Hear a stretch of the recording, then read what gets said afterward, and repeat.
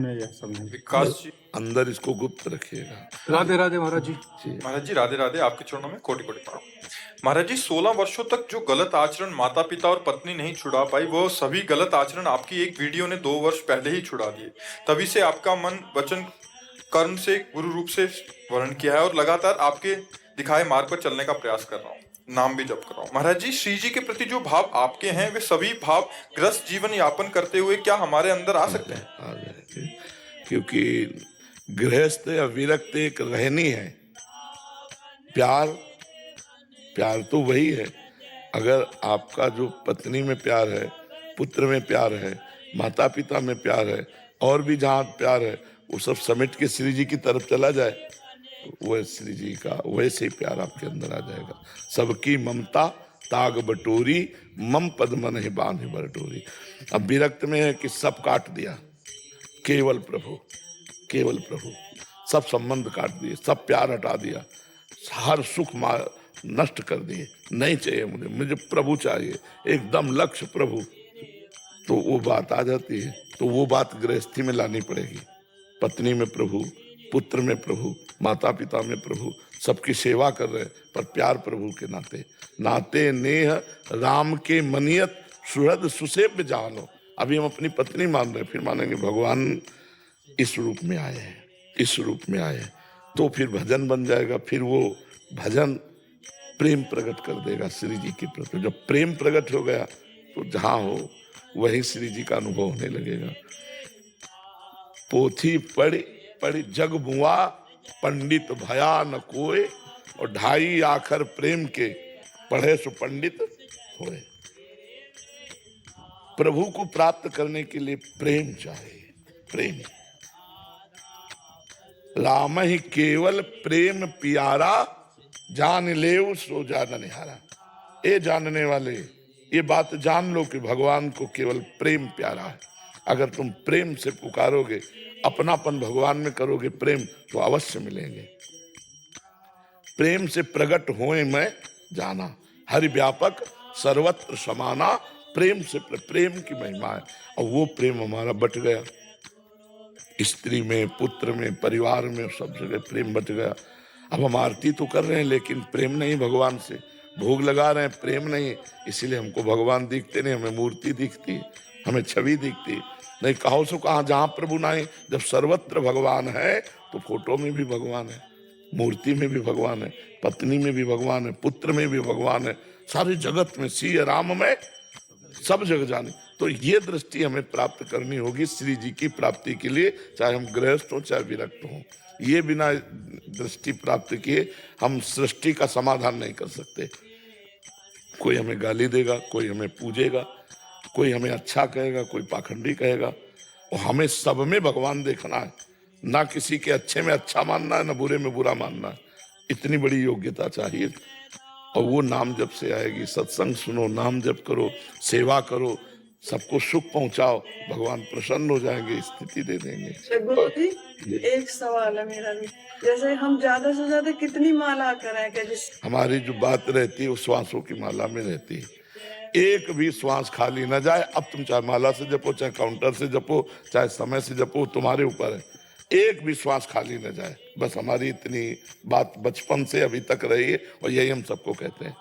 मान लो आपको हम बोले कि 20 माला जपो, अब 20 माला के बाद आप स्वतंत्र हो गए ना, आपसे मन वो काम करा लेगा कि 20 माला में पानी फेर देगा।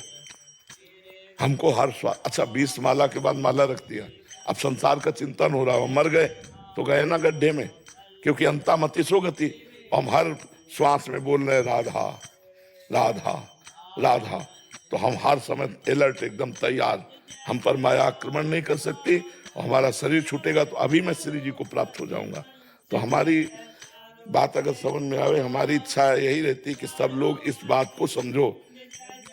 चल रहे हैं राधा राधा राधा, रसोई बना रहे राधा राधा राधा, परोस रहे राधा राधा राधा, बर्तन धो रहे राधा राधा राधा, जो काम कर रहे हैं बिना माला के राधा राधा कहने में क्या परेशानी है?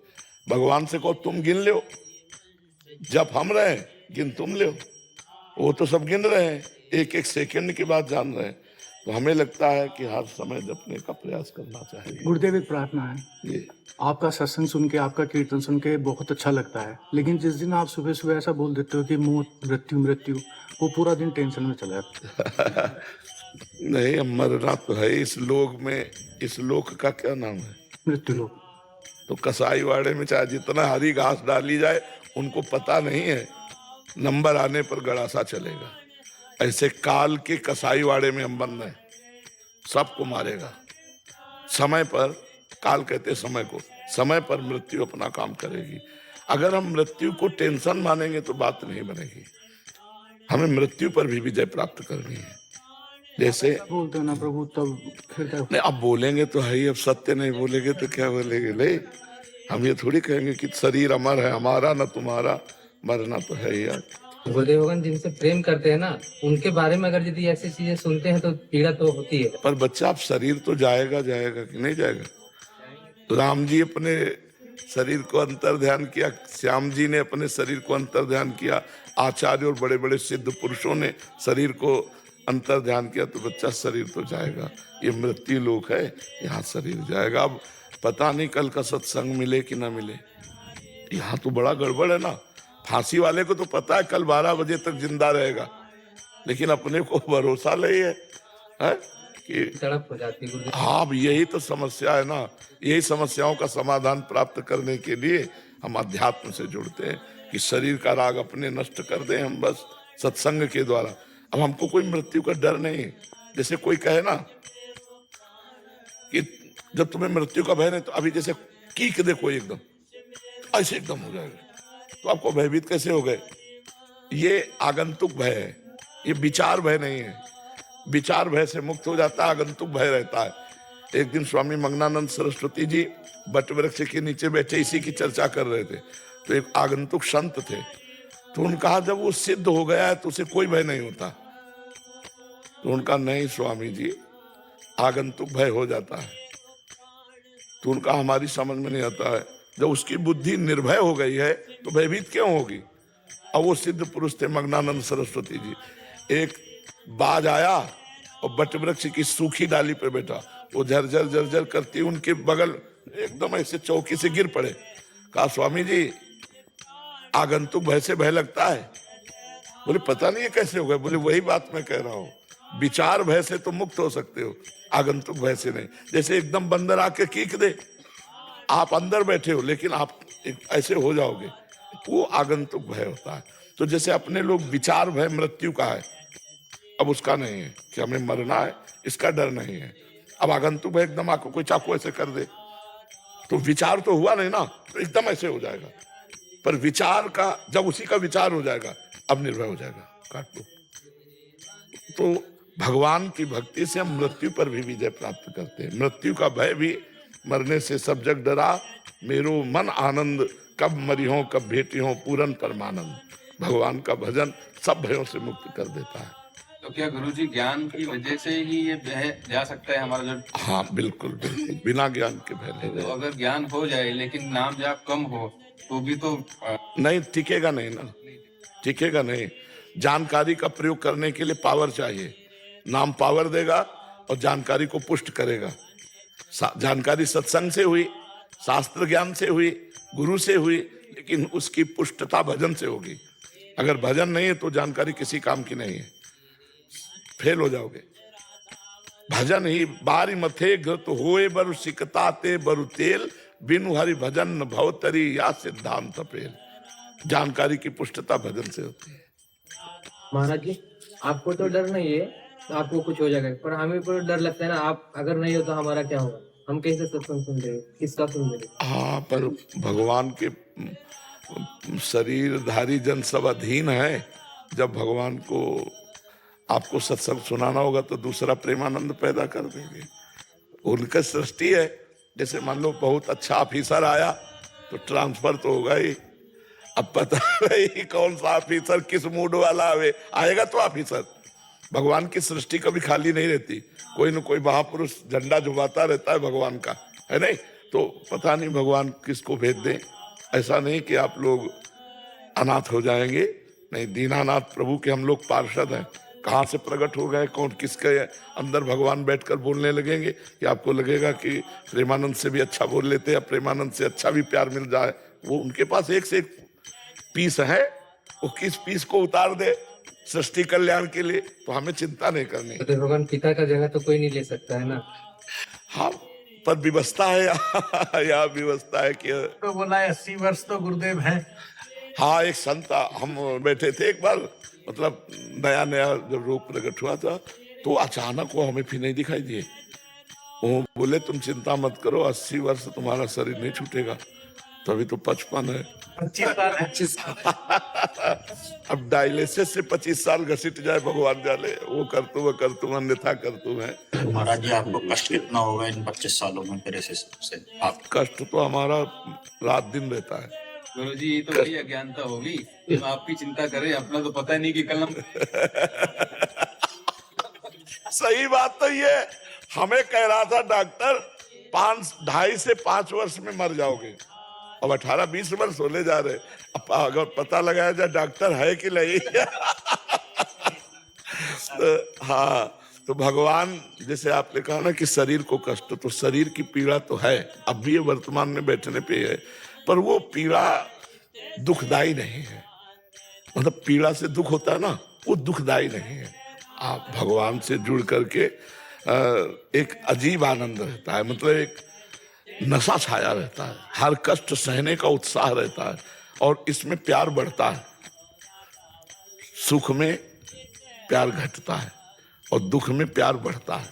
तो प्रति क्षण हमें दुख जो मिल रहा है उससे प्यार बढ़ता है, प्रभु से अपनापन बढ़ता है। यार जाना है, शरीर छोड़ना है, क्या है जो मनावे तो थोड़ा डाल लो, हर समय नाम जप, हर समय मंत्र जप, तो वो मन को लगाने के लिए बहुत बढ़िया है। दुख भगवान को निरंतर भजने के लिए दुख बहुत बढ़िया है। मतलब ये फाइनल में देखा गया कि दुख भगवान की स्मृति में डुबो देता है और सुख भगवान की विस्मृति में डुबो देता है।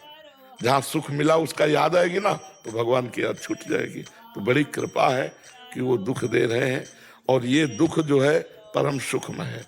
युवाओं को आपसे बहुत ज्यादा प्रेरणा मिल रही है कि आप इतना दुख लेके भी लोगों को प्रवचन दे रहे हैं, आशीर्वाद दे रहे हैं। जो बच्चे आजकल सुसाइड कर रहे थे वो बचने लग गए हैं आजकल आपके प्रवचन और आपकी इस कठिनाइयों को देखते हुए कि आप इन कठिनाइयों में जी रहे हैं। तो आजकल बच्चों ने भी बहुत कम वो कर दिया है, जो बच्चे कर लेते छोटी छोटी बातों पे माँ बाप से लड़ झगड़ के। तो वो हाँ, थोड़ा शब्द गया ना, सत्संग का शब्द गया, ज्ञान प्रकाशित हुआ।